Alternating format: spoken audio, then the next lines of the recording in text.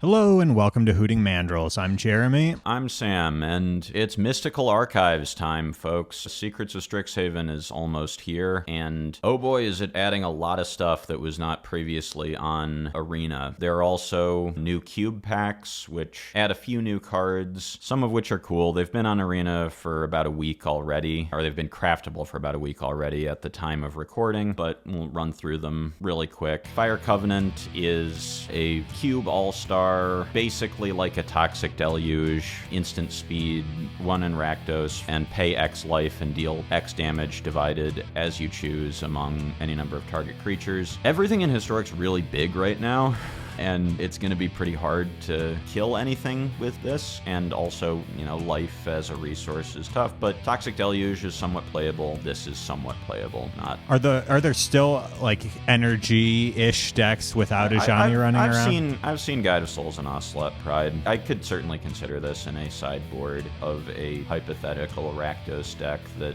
wanted a efficient sweeper and wasn't using its own life total too aggressively. It's not great against Boros in general, because your life total is not something that you really want to be using, but yeah. Echo of Eons is another cool old card. It's a wheel. It costs 6 to hardcast from your hand, but it flashbacks for 2 and a blue. Its best friend, Lion's Eye Diamond, is not craftable on the client currently. You can entomb it, I guess, in Timeless, but I don't know that the pieces are here to make this very good in either Historic or Timeless right now. I think that, you know, the Storm-like decks in those formats would rather be doing other things. Yeah, and with the Bowmaster nerf, it's just sort of, it's still, you get the 7 and 7, but you don't have 8, right, off of the ETBs, which is kind of tough. But I mean, yeah, if you're doing Narset Daze Undoing stuff, and this is a wheel that actually works with Bowmaster and Shieldred, unlike Daze Undoing, because of the end the turn thing. This is probably harder to cast than Daze Undoing if you're just trying to do Narset stuff. I don't know, it's a thing to be aware of because it is... Yeah, all of a sudden you're just dead. It is a powerful card that has a significant pedigree in a lot of old formats, but I think the pieces aren't there for it right now. Another cool old card with a competitive pedigree up to and including being banned in Legacy and pre-banned in Historic, Survival of the Fittest. Yeah, it's an enchantment, 1 and a green, and for green you can discard a creature card from your hand and search your library for another creature card and put it into your hand, and then shuffle. There are a few recurring nightmare variants that you could try. The, Survival Walla, Survival Walla, Survival Walla Hollow one is a play pattern that I would like to be good. I don't know if it is. We only have one of the 2 Wallas. The OG Basking Root Walla isn't on the client, and that is the one that you'd rather play with Survival because it's green. It was banned in Legacy because, creatures just keep getting better and reanimation targets just keep getting better. I've heard people say it could be unbanned in Legacy. I'm not sure if I buy that or not, or am the person to make that determination. Reanimator was really good for a really long time in that format. It's still pretty good even through all the bans, right? Or no? Yeah, or it's still exists. Played. Regular Dimir Tempo is now more played than Reanimator variants, but, Reanimate and Animate Dead still good, but Survival, you also don't have the squee that returns from your graveyard to your hand at each upkeep, which was a big part of like the pre-modern stuff. Yeah, or the Legacy ban in the first place too, probably. Pre-modern and a lot of like old school survival stuff like that, turns it into actual card advantage instead of just card selection. There are some other things. There's like the Duskmourn Fear of Infinity, which has an Eerie trigger to return. So, maybe if you have like other enchantments alongside Survival, maybe Insidious Roots or something like that, you can get some cool value-y stuff going, or any of the recurring nightmare variants that are legal. In Timeless, that sounds like a bit of a difficult deck to work, but it sounds cool. Yeah, also there's no Anger, which would, I think, be a pretty important piece of that puzzle. It's a card I would like to be good. It does seem a little mana hungry for the forced strip mine format. It seems like it probably isn't going to be that good, but it's the sort of thing that I would like to be good. Yeah, it's a cool old card. I mean, and it does fun things. The fact that this and Recurring Nightmare are both reserve list is like one of the things that like keeps me from really thinking about buying into pre-modern in paper, because that is just my shit and the sort of thing that I would love to play. But in contrast to some of the pre-modern decks that are like less than $50, those are 1,000. Yeah, those decks are expensive. Yeah, I like pre-modern a lot. I don't get to play it or anything, but I watch it sometimes. There are quite a few people who do some pre-modern content. I think it's a cool format, but yeah, it's true. All the stuff that you like is either banned or like Necro is banned, and yeah, all this stuff costs $1 million. But we can move on to Coveted Jewel. Coveted Jewel is a big deal in Vintage. Like a lot of cards that are a big deal in Vintage, it is a big deal because it is part of format identity that Mishra's Workshop is legal at 4 copies. It's 6 mana for an artifact, pays you back because it taps for 3 mana, and when it enters, you draw 3 cards. But whenever you get attacked and an attacker isn't blocked, they steal your Coveted Jewel. It's a commander mechanic, folks, and then they untap it, and then they get the triple rock. I saw someone try this out of a Karn board in Green Devotion. It does cast Kiora and then get untapped by Kiora. I don't know that it's all that good. It seems okay in a Karn board where maybe your opponent won't attack you, right? Like, as a one of in a Karn board is not that big a deal when you play 15 cards to fetch at any moment. But yeah, I don't know that it's great. It seems... It's certainly not something that like an kind affinity deck could play. No. It does sort of remind me of that sort of play style of like the Monarch and Pauper or whatever, you know, like where it's good sometimes, but sometimes it's just like they've got flyers and you can't be playing stuff like that. All right, speaking of pre-modern, I guess we spoke about that a minute ago. We have Parallax Wave, which is 2 white enchantment, fading 5. So it enters the battlefield with 5 fading counters on it, and at the beginning of your upkeep, you take 1 off. And if you can't, you sacrifice it. And then you can remove a counter from it to exile a target creature. And then when Parallax Wave leaves the battlefield, each player puts all the things back that you had taken away with this. But you can kind of cheat it out, right, where you put all of the triggers on the stack and then get rid of your Parallax Wave, and then all those things just disappear forever. Yeah, so the classic combo is with Opalescence, which is a card not on Arena. Opalescence turns Parallax Wave into a creature, and so you point the last Parallax Wave thing at itself, and with the other 4 exile, or however many, exile triggers on the stack, and then it just blinks itself out, blinks back in with the full fading counters, and then just exiles everything. There are some ways that you can sort of do that on Arena. You can, if you remember Zur, Eternal Schemer, from his time in Standard, he can turn this into a creature once. It will turn back into a non-creature when it returns, if you do that. And also, you are playing a 3-drop into a 4-drop in Historic, if you are doing that. There is Mischievous Lookout from Duskmourn Alchemy, who can allow you to cast this from the graveyard and have it perpetually become a 2/1 wrap. That is probably the best version of this. So then you just have a Parallax Wave that is really hard to kill outside of a Wrath, because it can do all this shit at instant speed, and then also is just sniping down the entire board. So this is a thing I'd be more excited about if Mishra's Bauble were legal in Historic, but Mishra's Bauble was pre-banned because they didn't want it to coexist with Luris. I wish they would switch that. I feel like it'd be so much more fun to be doing Mishra's Bauble, Super Shredder stuff, or anything. Like,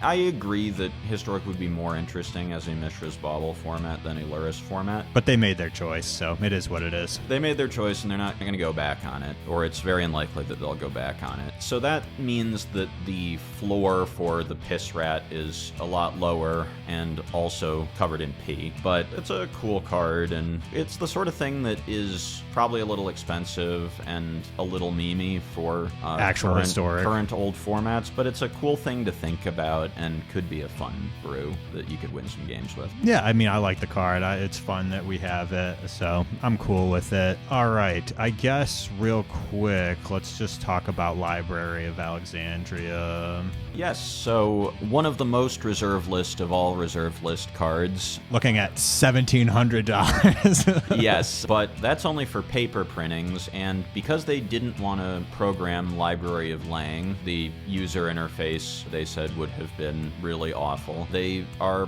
putting a special guest version of Library of Alexandria onto Arena, and I can only assume it will be pre-banned in Historic, legal and timeless. So it's actually been a while since anyone in Vintage played the one copy of Library that they're allowed, and I've heard a lot of people say that Library could have been unbanned in Legacy, except the reserve list price tag makes that unpalatable to them. I don't know if that's true or not. Legacy players can sound off in the comments, but I think this could be playable in Timeless. Not tapping for colored mana sucks, but it is just sometimes going to be a random hit off Hydroponics Architect, which is pretty significant. If it triggers once, it puts you pretty far ahead. If you get to tap it once to draw a card, you feel pretty far ahead, and getting to tap it once means you're more likely to get it to tap it more times, and there are a lot of ways to draw a lot of cards in the Timeless format. It seems good. Yeah, I can't imagine that they let this run free in Historic, but it's fine in Timeless. It might be good with Hydroponics Architect as something that might put this card over the limit, but maybe not. Maybe it's still fine. I mean, all they would do is restrict it to one, and that changes the math. You probably don't play that many anyway, right? Like, there are a lot of things about the new cards coming to Arena with Secrets of Strixhaven that suggest to me that they might have to do some restriction in the format in the near future, and that maybe Hydroponics Architect does not get to remain the card that he is. And sort of one of the issues with the Eternal formats on Arena, as someone who really likes the Alchemy cards, they aren't necessarily reliable investments in perpetuity. I guess Architect's just an uncommon. So if you're precious uncommons, but yeah, rares, that's kind of like part of why I'm trepidatious to buy into Affinity in Historic / Timeless, because at any moment they might just decide Drix Interlacer is not okay anymore, and then I'm out 4 rares, which isn't the end of the world, but you know, that kind of sucks. Yeah. Drix Interlacer is an absurd card. Speaking of... Yeah, of busted alchemy cards, that card is busted. Like, that, I'd want to play it. It's awesome, but at the same time, it's like, at some point, they got to change this, right? Yeah, maintaining intensity when you get it back with Emery is wild. There's one other significant special guest, I guess, unless you count Magus of the Library, which I suspect I don't, but the other significant special guest is Sylvan Library, a classic draw engine from the old days. At the beginning of your draw step, you may draw 2 additional cards. If you do, you choose 2 cards in your hand on this turn. For each of those cards, pay 4 life or put the card on top of your library. So it is either a super painful and more limited Necro, it does cost 2 mana, or it is Selection and top deck manipulation. It's a good card. I don't know if it's good enough for Timeless and how vast and powerful that format is now. If they let it out in Historic, I suspect it will be good somewhere. Green Devotion, maybe? I don't know. It's tough. I mean, I hope not. I don't mind basically everything that Green Devotion does, and I don't know that I would mind watching them play Sylvan Library that much. I think that their cards flow enough that 4 life for 1 is kinda suspect. Power Balance is one of those cards that I always want to be good, and this does manipulate the top of your library, kind of. I don't know that I'm excited by this prospect, but it's not nothing. Yeah, I mean, this card is super cool, but once again, I don't know about Historic. I'm sure that if it's let loose in Historic, somebody will find a way to play this effectively. Yeah, good old card. It'll probably be played in Timeless, too. I don't know how to play it. I mean, obviously there are examples of people playing this in Pre-Modern and other formats, but... You can shuffle a Brainstorm in Historic. You can't actually Brainstorm, but you can you can do all of the weird... Yeah, fix your top. You can Lorien Revealed or, Prismatic Vista or whatever to clear the top. Sometimes there are tricks that you see when you see this card played in pre-modern. It's not as common in Legacy anymore, where sometimes you'll draw a card at instant speed, and then because that's a card drawn this turn, you get a little bit more selection as to what you consider putting back. There are weird, cool things to do with this card. I'm not sure I have a vision for how I want to play it right this second, but it is powerful and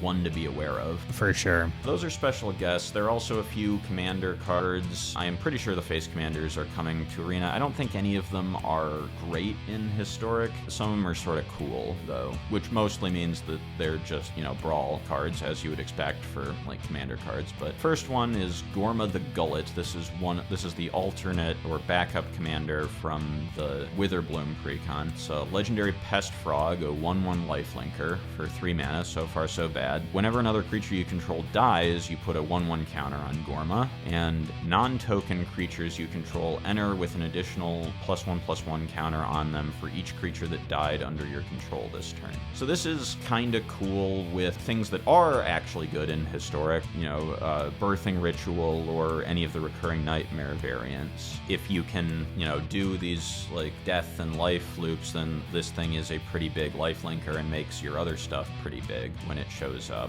It is 3 mana. Its floor is very low, but kind of cool. Yeah, I mean, it gets hit off Coco. That's kind of nice, but I don't know. It seems tough to play this in a Coco deck probably because you probably want some sack outlets, Deadly Disputes or something. Yeah, I mean, you could Phyrexian Tower or something. Turn 1, land Mana Dork. Turn 2, Phyrexian Tower, tap your Mana Dork. Sack it to Phyrexian Tower Coco. Is Coco good if you can cast it on turn 2? Probably worse if one of the things that you hit is just a 2/2 lifelinker, which is what this is under those circumstances. But, if you're trying to play Coco stuff that involves some things like that, like Phyrexian Tower to accelerate your mana, or any of these other sort of sacky, creature-y things, this could have a home. Yeah, it's probably better in a Birthing Ritual deck anyway, but that's okay. All right. You might play both Coco and Birthing Ritual. I guess your only other hit is Birthing Ritual, then Coco is still doable. Or, mostly. You could probably play a couple kill spells or whatever. All right, should we talk about Quintorius, History Chaser for 2 and Boros, Legendary Planeswalker? Whenever one or more cards leave your graveyard, create a 3/2 red and white spirit creature token. It starts with 5 loyalty. For the +1, you may discard a card. If you do, draw 2 cards, then mill a card. And then -4, spirits you control gain double strike and vigilance until the end of turn. And it can be a commander, but who cares about that?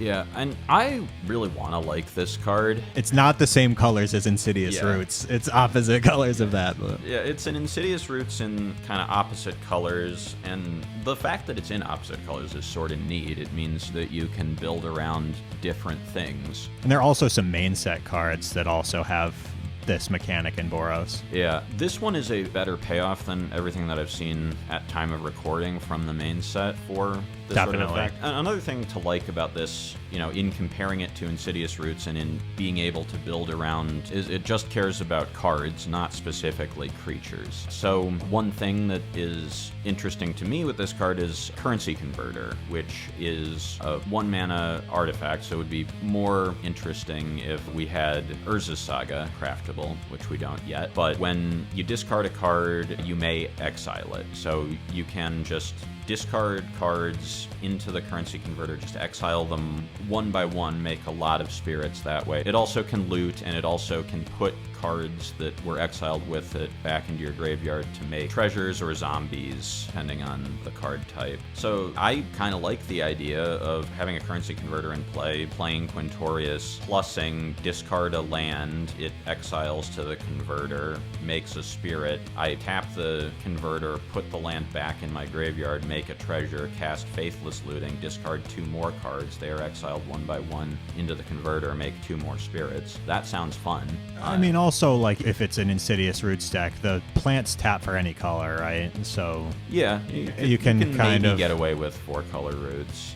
It's kind of cooked, but in 2 but the color converter roots. stuff sounds cool. Yeah. in 2-color roots, I and others who have played the archetype in Standard and Pioneer have splashed Poldarin Thrillseeker, and it's pretty doable to splash off roots in some ways. So maybe you can... It costs 4 anyway, right? So it's like... You probably want to get your root stuff going before you play this sort of thing anyway. I don't know. It's kind of cooked, but kind of fun. If this were 3 mana instead of... A 3 with like a 4, yeah, with like, or like maybe even less, a 3. probably the numbers would be tweaked a little bit on it if it were. But if it were 3 mana, I would be so about this card. You could Battlefront into it. You could Savine's Wreck it back, and in a deck that would be interested in a card like Savine's Reclamation anyway. Unfortunately, that's not the world we live in. Commander bringing up the CMC of all of our bullshit cards that we want to play.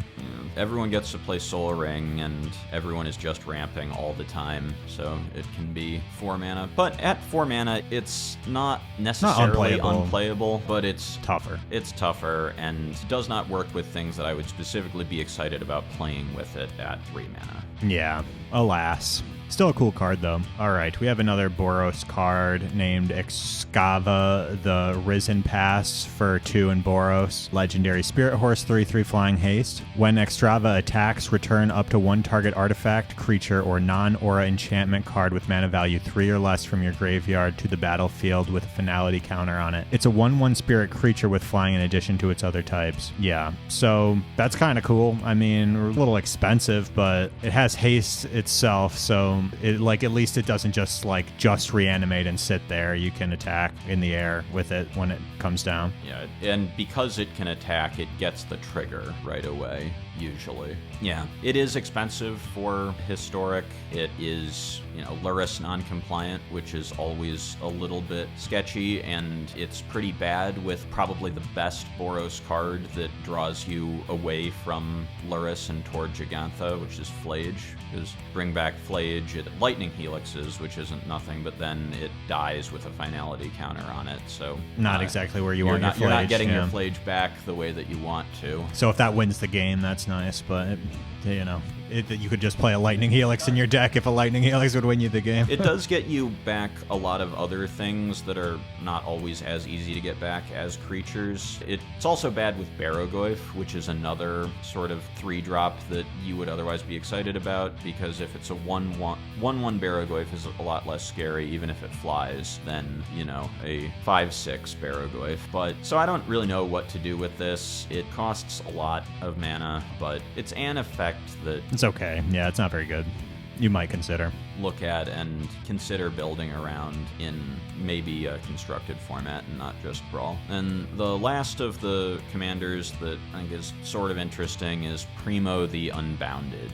Like many of the others, maybe 1 mana too expensive at X, green, blue. He's a fractal wolf, 0/0 with trample, enters with twice X, 1/1 counters on him. So he is still pretty small until you're sinking huge amounts of mana into him, but his other ability, twice is better than once in that regard, and his other ability is actually pretty nice. Whenever 1 or more creatures you control with base power 0 deal combat damage to a player, create a 0/0 green and blue fractal creature token and put a number of 1/1 counters on it equal to the damage dealt. So back in MH3, they tried to make all of this Hydra, X creatures, matter type stuff, and none of it really stuck anywhere. Maybe some of those cards play well with this. I don't know. It's kind of too expensive, but it's cool. I don't know, but you're kind of getting into the point where the mana might just be better as a doppelgang or something. Yeah, casting this as a 4 mana 2/2 is pretty unexciting, even if it triggers right away. But there are scalesy stuff that's pretty good. There are scalesy cards that you're not embarrassed to play that trigger this. Noble Hierarch, for example, is a 0/1 that sometimes becomes a 1. If it gets to turn sideways, it hits as a 1/2, but triggers this, might make other 0s. Tamio, Duelist of the Mind. Maybe you could play it in a Retrofitter Foundry type thing, and yeah, does it have to deal damage? It has to deal damage too, so that's kind of tough. You need to either have a 0, have 1/1 counters on it, or be otherwise buffed somehow to get paid from this thing. And you need to hit pretty hard to get paid particularly well. But as someone who, in general, kind of hates the math wizards being in Simic, as a mathematician who is not particularly fond of that color pair. Or real math. Yeah, sure, yeah. Math is when numbers big, is what I feel like they are telling me when they make the Simic, like, yeah. Yeah, I mean, I Math get cards. it. It is the, like, X spells and doubling and, you know, that sort of stuff, color combination, but still a little whack. But this is a Math Wizard card that actually tickles the right part of my Math Wizard brain, though I suspect that it is not Bad. really priced to move in Constructed. Cards that are priced to move in Constructed, or at least Timeless, which is the only place they're going to be legal, Force of Will and Daze. And they are priced to move because they are free. Free is the price you're willing to pay, yeah. Force of Will, you can pitch cast it, paying 1 life. 1 life exile blue card, I should say, to counter target spell. And Daze, you can pick up an island instead of paying its mana cost. Daze's hard cast cost is only 2, whereas Force's is 5. Daze is just a Force Spike, but just a Force Spike, when it's free, it turns out is pretty good. There are a lot of cards that either have been banned or will be banned in Legacy before the Sins of Daze, and all of them are legal in Timeless. Ragavan, Dreadhorde Arcanist, Psychic Frog, Troll of Khazad-dûm to an extent. Tamio is an if but when, and then also Timeless has Hydroponics Architect, which is better than any of them and has special synergy with Daze. If you ever pick up a Hydro land with Daze and replay it and draw a card, You're cheesing. Yeah, that's bullshit. yeah, that is some bullshit. This is probably going to be really fun for about a week. You like playing blue or can get yourself excited about playing blue for a week. I think they're going to have to do something about it at some point, and It's got to be Hydroponics Architect that they adjust, right? yeah, I mean, I think that would be the first thing they would. They don't want to limit days. Like, that'd be weird. Well, like, Maybe I it'd don't be know. fine. They might have to limit Daze. I think Hydro Boy's days in his current form are numbered, but, you know, is Daze... But even with Ragavan and Yeah, is Arcanist, Daze like, okay is that... with Ragavan Arcanist Psychic Frog? We'll find out.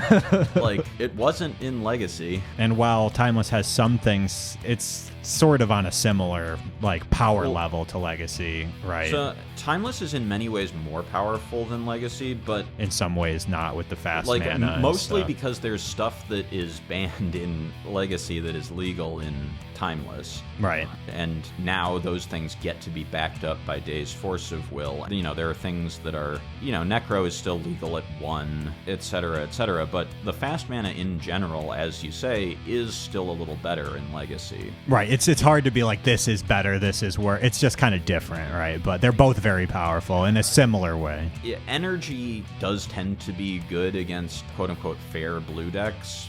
Maybe that's still true. Energy is probably pretty good at playing against Daze. But is Energy like really a player in Legacy?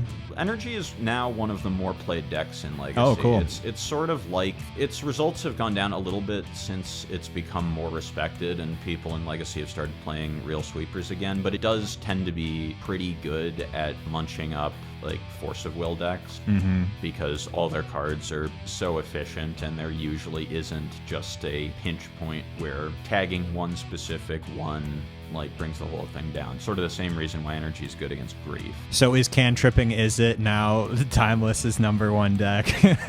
Just like Standard, just like Pioneer. I would say probably yes. You know, other things that are legal in Timeless and aren't legal in Legacy, Grief and Tomb. Maybe it's just like fair tempo stuff. Maybe it's Rescaminator. Maybe it's some combination thereof. But there are, this one or these two, I should say, are going to be pretty real. I'm almost shocked that they did them at the same time, but it makes sense. Yeah, it makes sense with Mystical Archives. All of this is really more, almost all of this. Library was a card they just decided to put on Arena because they thought it would be cool in Timeless, but most of these bonus sheets and special guest cards are trying to incentivize Commander players to buy packs to try and get a big hit, or incentivize people who want to sell to Commander players to open the packs to try and get a big hit. And, Force, obviously a good commander card. Daze, less of a commander staple, I think, because it's easier to pay the one, even though commander players famously don't. But, if it gets someone, it gets them. I mean, it looks like there are $2 Dazes already. So, probably not out of the realm of something you could afford. But Force of Will is a little more expensive, I think. But they have quite a few printings of both those cards. Yeah, these are cool blinged out versions. Which especially commander players care a lot about, of course. I mean, everybody in Magic, but I think that we may eventually get to a place where Timeless is better for having Force of Will in it, and we may not be there yet. It's going to be a fun time for a little while getting there, and then it's probably going to be a not fun time for a little while. So be prepared for that. A few other busted cards. Yeah, Vamp Tutor. You search your library for a card, and shuffle, and then put that card on top. Lose 2 life. For the cost of 1 black at instant speed. I can only assume this is getting pre-banned in Historic because Mystical Tutor did, and this is mostly just better. I don't think that the 2 damage matters very much, to be able to get whatever you want. It is card negative, unlike Demonic Tutor. Still good. It's selection. You get any card in your deck. Yeah, sometimes that's all you need. Whatever you want tends to be pretty good. You also can't Thoughtseize the top of the deck. I guess you can, but we're not playing that card. That card sucks. We don't even play that in Standard. You can also do the sort of cutesy things where you build your own Entomb by cracking a fetch, get a Surveil land, with the trigger on the stack, cast Vamp, put not Archon of Cruelty, but, Atraxa on top, surveil it into the yard, untap, reanimate. Strong. A couple more steps, maybe harder to pull off in Timeless with the Wasteland stuff, but that's 2 lands to put that together. Yeah. So eventually, it might not be on turn 2, but yeah.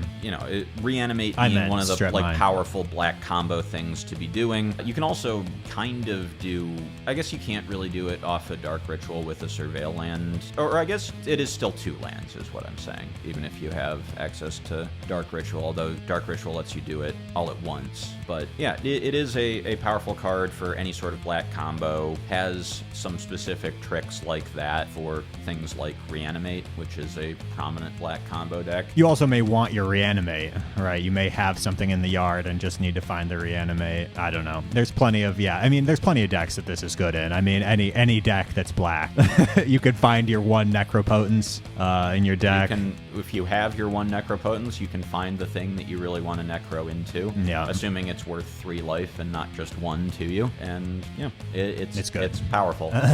The possibilities are literally endless and only getting larger. So maybe we should just move on rather than try to talk about all of them. All right, up next we have Smallpox, which is 2 black sorcery. Each player loses 1 life and discards a card. Sacrifices a creature of their choice, then sacrifices a land of their choice. Pox top-8'd an Eternal Weekend last year. It's a lot of things. I mean, it's both sides, but it's still. One of the key pieces to Pox having a resurgence in Legacy, despite being a relatively new card, is not on Arena. Eumidian Hatchery, which is a land that it's like a black pain land that when you tap it puts a counter on itself, and when it's put into the graveyard from the battlefield, you make insects for each counter on it. So, you can tick this up some number of times, and then when you Smallpox and sack it, you get a bunch of insects, and that's pretty good. So you can't do that, and you can't use many of the other lands that when they get sacked do good things like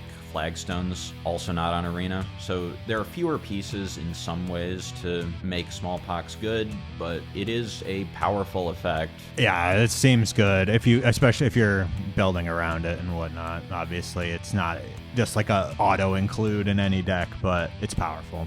Speaking of blowing up lands, Armageddon. I can't imagine they let Armageddon loose in Historic. It is a famously salty card. All land destruction, they don't really like that sort of stuff, so. Yeah. And in Timeless, it's just not good enough. It costs 4 mana. There are many, many cards in the format that actually win the game. At 3 mana, you usually don't even have to be ahead on board when you resolve them. So your casual Brawl players may be a little upset about this one, but...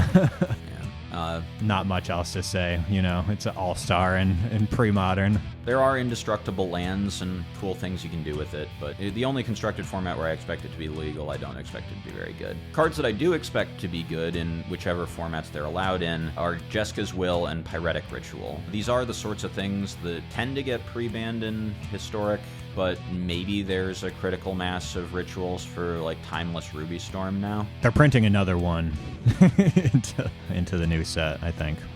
Not a mana, the other part. Sorry. Oh, you said ritual. I'm sorry. Will, Jeska's Will is almost always for the mana. One or the other. It is not both outside of Commander. But yes, you can use it as a Reckless Impulse as well if that is the piece of the puzzle. 3 cards, which is a little more than Impulse. You know, I am actually not familiar enough with Legacy Ruby Storm. I would guess that you use that mode a decent amount of the time. Yeah, I would think so too. I mean, it kind of does both of the things that you're trying to do in any sort of Ruby Storm thing, which is make red mana and be able to play top cards off of your library. So I think it's good. The fact that it does both is insane, right?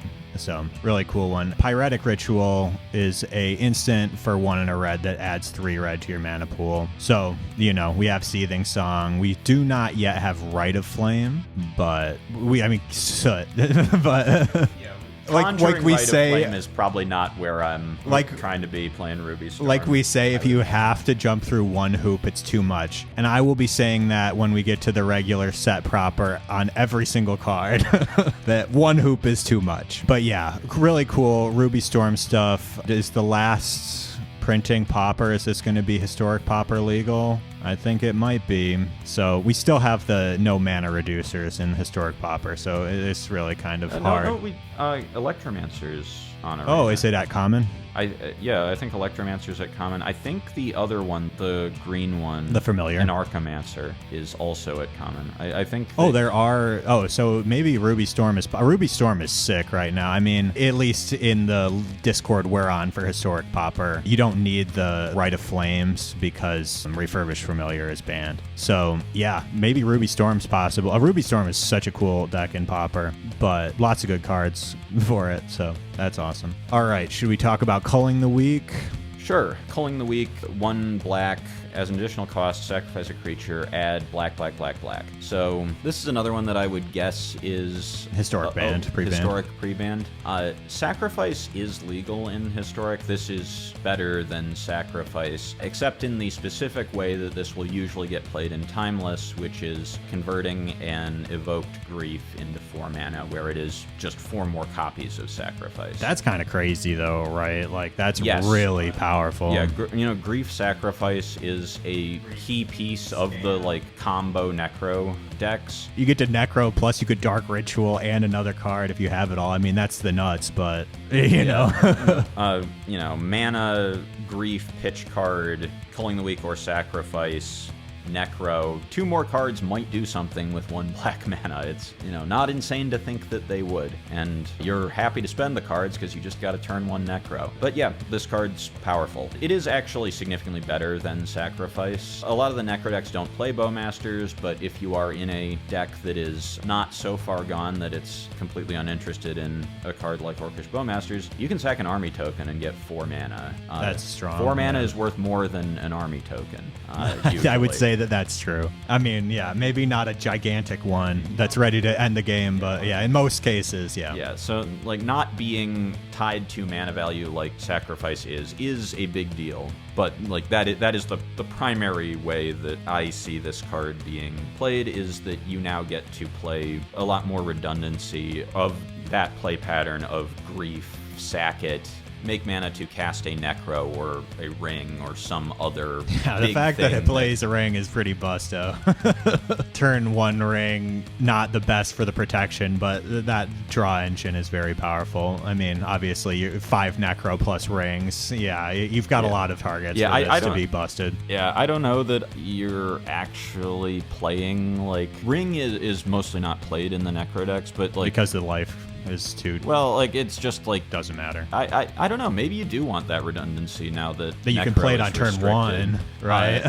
Now that Necro is restricted, now one that you have more redundancy maybe. to, like, sacrifice into. It doesn't cast off Dark Ritual, so there is math that goes into, which I'm not going to do live on air. Maybe you are, and Sorin Alenda is really good, is probably better than, like, trying to play, like, 3 rings main, 1 board, and Karn and a Karn board. So ring may or may not be a relevant thing that you're casting off of this, but... It might be. I don't know. I'm not four the one to figure it out. 4 mana is a large number of mana. And that's true. It casts many powerful things in the Timeless format. All right, up next we have Berserk for 1 green instant. Cast Berserk only before the combat damage step. Target creature gains trample and gets +X/+O until end of turn, where X is its power. At the beginning of the next end step, destroy that creature if it attacked this turn. This is like a classic piece of Legacy Infect and decks like it. So we don't have any of the Infect creatures that like probably, the Blighted Agent. No Blighted Agent. Maybe in a Tifa deck. Yeah, Tifa is what I was going to say is probably the closest thing to an Infect creature that we have. Crop Rotation got banned in Historic,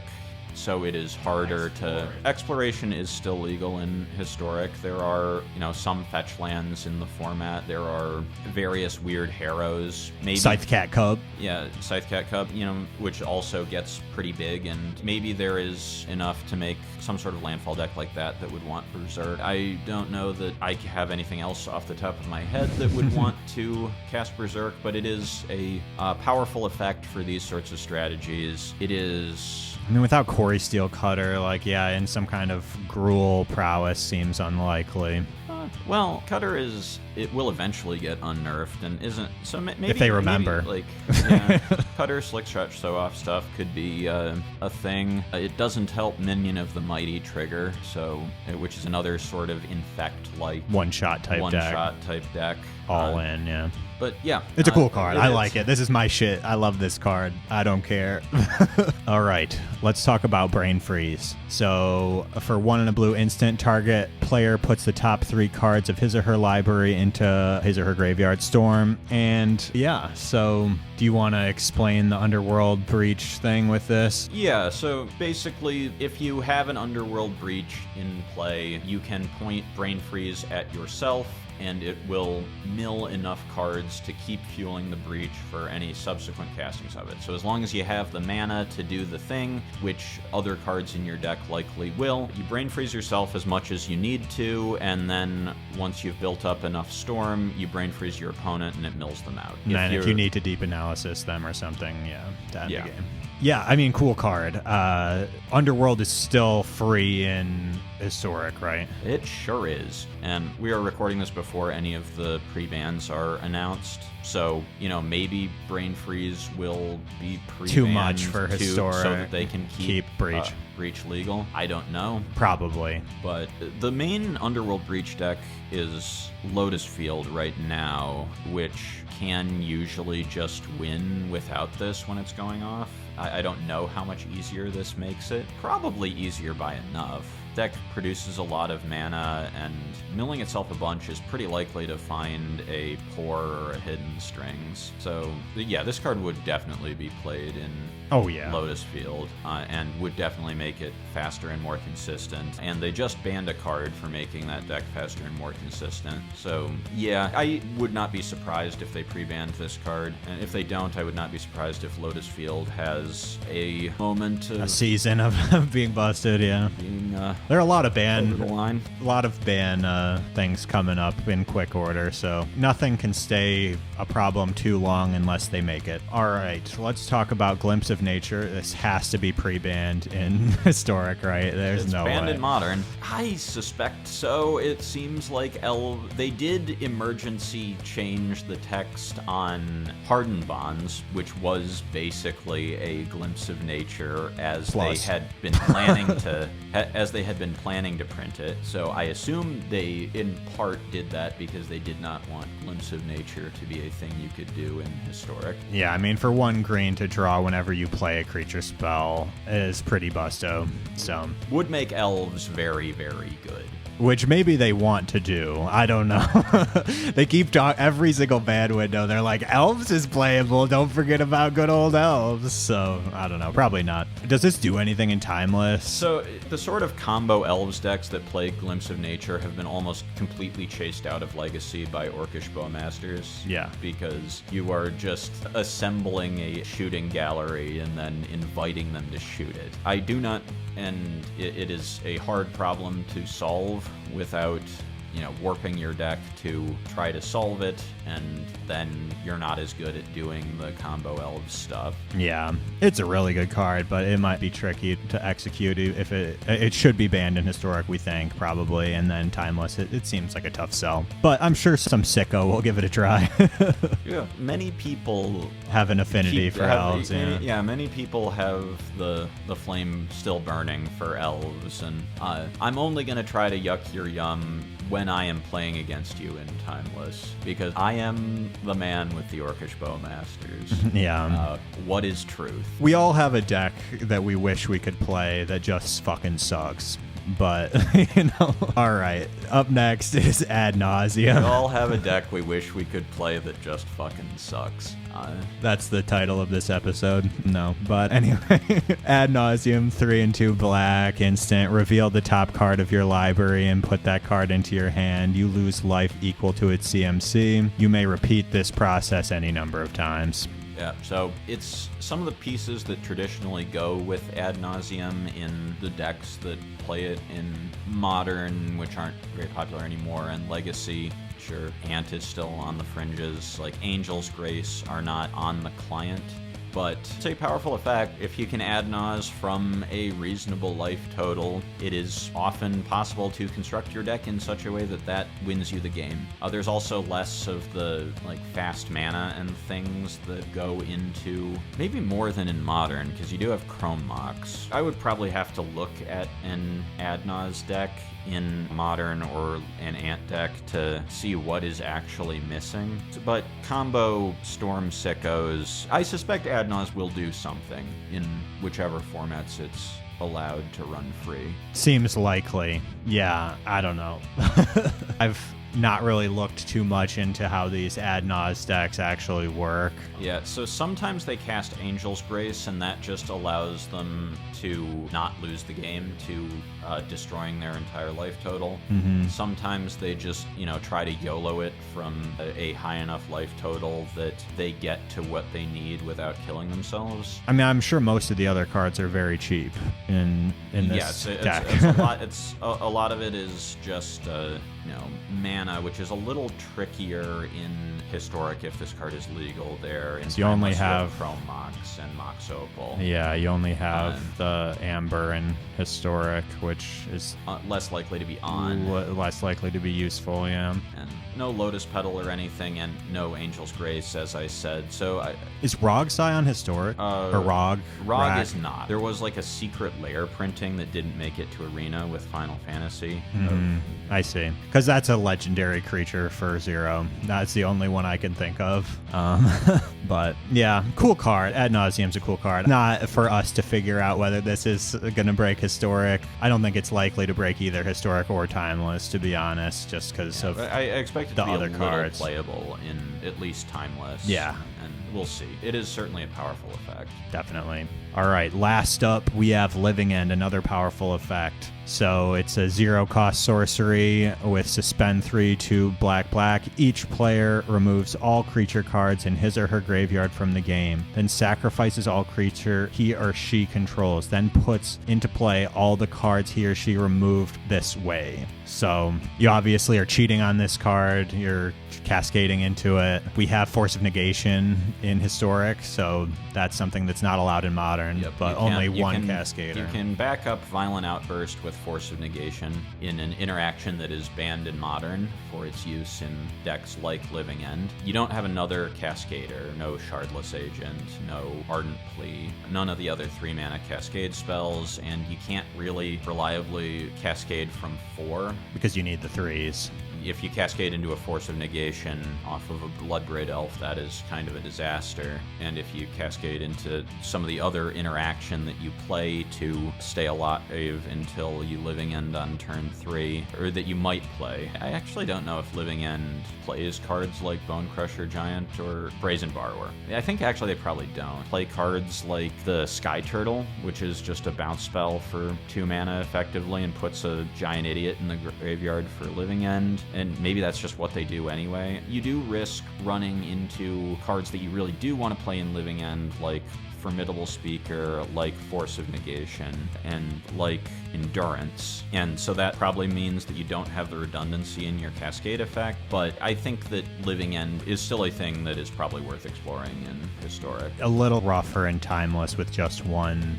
Yeah, I mean, it's you get a also lot more sort counter spells, but yeah, Living End and Rhinos are also both much more fringe in Legacy than they are in. Rhinos is sort of dead in Modern too. Right. Like people were playing it in a no ban list Modern a lot, but having Violent Outburst helps, but like it also just sort of has the problem in Modern, and probably a problem in Historic if you were to try to play Rhinos, which you already can if you want with a lot of these same patterns, and no one really does. Is that, do 2 4/4s actually win combat? And the answer may surprise you. Barrogoyf, Psychic Frog are really, really big. Much bigger than 4/4s, yeah, unless you can do it on turn 1. It's like, yeah, without all the cheating, it's pretty bad. Guide and Pride aren't as prominent as they used to be, but they're also kind of just good against 2 4/4s. It is 1-drop into 2-drop, not 1-drop, 1-drop like it is in Modern. But, there's a lot of stuff that kind of just outsizes or goes over the top of your Rhinos that you are warping your deck to build around. Living End doesn't have that problem as much. You are putting a lot of, 6/5s and 5/5 hexproofs and 5/7s and whatnot into play off of Living End if you resolve it. Yeah, I think that if you resolve it, the game's pretty much done in most scenarios. I mean, maybe not, but And, Chalice of the Void is less popular than it used to be. The Eldrazi decks that still exist would play it. Chalice on 0 can kind of wreck your day. It is a pretty easy thing to adapt into a Karn board. So, these are things to be aware of, but it's not lights out against you to have a Chalice on 0 resolve. You have Wistfulness now, other cards that can remove a hate piece and allow you to keep playing. Besage you and all that stuff, yeah. If it's, something other than Green Devotion, where having to stumble for a turn is not catastrophic, and as you remove a problematic hate piece, if they have to, mulligan or adjust their game plan, you can also just start hard casting Big Idiots. Anyone who plays Living End in Modern already knows all of this, but it's a cool card. One thing you do get to play with it in Timeless that you don't get to play in Historic or Modern anymore is Grief, and Grief was historically very good in Living End. It seems good.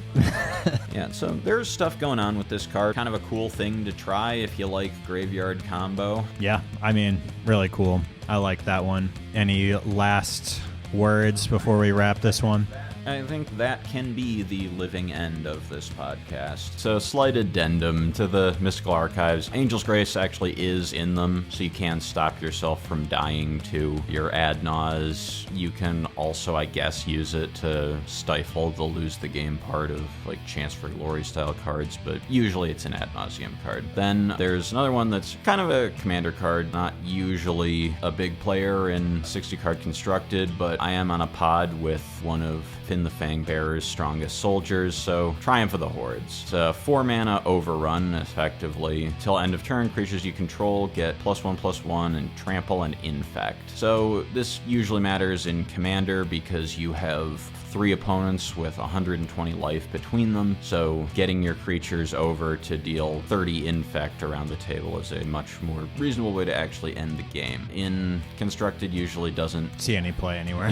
See play anywhere, but honestly, there could be worse times to be playing spin the Fangbearer than right now, I think. It's a Baragoyf deck, and that counts for a lot, and your creatures actually trade in combat with Psychic Frogs and Baragoyfs and things like that. Nice. Block my 1/1 Death Toucher. Yeah, my Dragon Sniper with your fucking Psychic Frog. Nice. Good trade. Psychic Frog doesn't jump over Dragon Sniper.